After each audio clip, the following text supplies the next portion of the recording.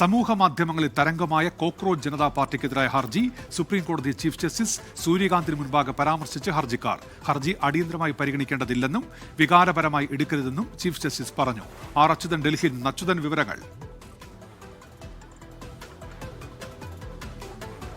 ഉന്മേഷ്, ഈ CJPക്കെതിരെ CBI അന്വേഷണം ആവശ്യപ്പെട്ടുകൊണ്ടായിരുന്നു ഈ ഹർജി സുപ്രീം കോടതിയിൽ ഇന്നലെ ഫയൽ ചെയ്തത്.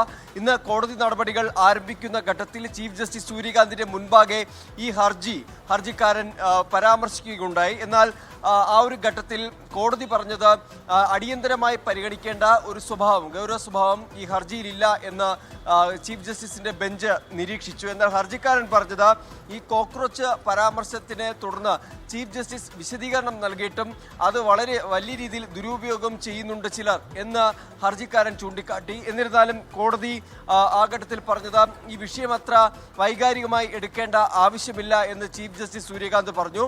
എന്തായാലും യഥാസമയം പരിഗണിക്കാം എന്നായിരുന്നു ഹർജിക്കാരനോട് കോടതി ഇന്ന് അറിയിച്ചത്.